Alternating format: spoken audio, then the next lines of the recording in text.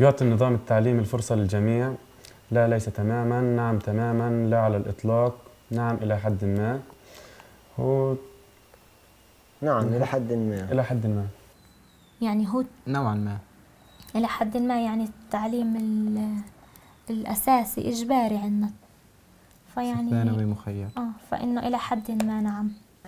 أنا برأيي على نظام التعليم تاعنا، النظام يركز على العلامات، فبعطيش فرصة لأي حد إنه يظهر مواهبه، يظهر موهبته بالرسم أو الغناء أو شيء ثاني، فكل تركيزه بس على العلامات. يعني لا ليس تماما. لا ليس تمام. طبعا يعني اليوم العلم صار شيء أساسي عندنا، والجميع يعني له فرصة تعليمية، فراح أروح طبعا نعم تماما. نعم إلى حد ما. النظام التعليمي بيعطي فرصة كتير للجميع؟ لا ليس تماما. لا ليس تماما. يمنح النظام الدراسي الإعداد المناسب لميدان العمل؟ نعم إلى حد ما برضه. إلى حد ما، لأنه اللي بدرسوا في المدارس الحكومية هالأيام مش ظابطة أوضاعهم. بصراحة لا. مرة لا. لا ليس تماما، نعم تماما، لا على الإطلاق، نعم إلى حد ما، لا على الإطلاق. برضه مثل الجواب الأول، ما أنا بركز على العلامات، بعطيش فكرة كاملة عن ميدان العمل إلا إذا إحنا رحنا جربنا بأنفسنا وأخذنا هذه الخبرات. أنا برأيي يعني كخريجة إنه خلصت من الجامعة إنه ما أعطاني الإعداد المناسب لميدان العمل، فلا ليس تماما. ممكن تحكي إنه نعم لحد ما يعني. لا وليس تماما. وليس تماما. يتوج النظام الدراسي الاستحقاق والجدارة؟ لا ليس تماما، نعم تماما، لا على الإطلاق، نعم إلى حد ما. ليس تماما. نحطها إلى حد ما لأنه حكينا في يمنح النظام الدراسي الإعداد المناسب لميدان العمل. السؤال اللي قبله نعم إلى حد ما. هي نعم إلى حد ما. نعم إلى حد ما. برأيي لا ليس تماما. أنا لا على الإطلاق. في فلسطين هو توج يعني بصراحة. يعني إلى حد ما.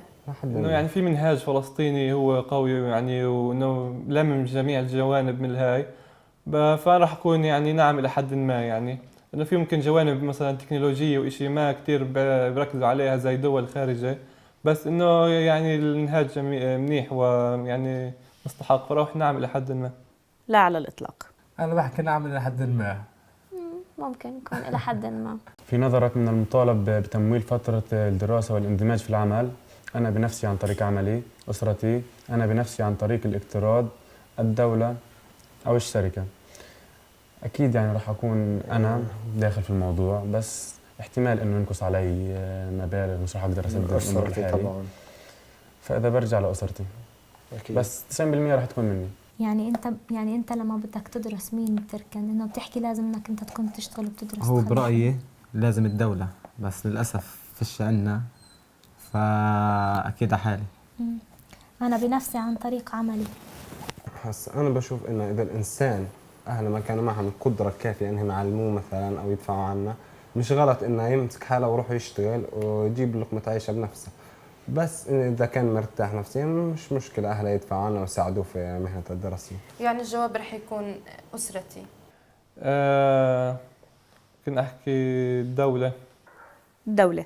مين برأيك؟ أنا بالنسبة لي لازم الدولة لازم هي تأمن لنا. هل تثق بالمدرسة؟ من ناحية المدرسة ونظام التدريس؟ أكيد لا، نظام التدريس فلسطيني منيح. أنا مش مع، أنا بعطيه 2 مش 3 كامل. أنا بعطيه 3. فعليا عندك مدارس خاصة ومدارس حكومية. تمام، المدارس الحكومية عندك طلعنا من مدارس حكومية، إحنا تعليمنا بالإنجليزي كان ضعيف. طبعا حسب المدرسة. فبنعطيهم 2.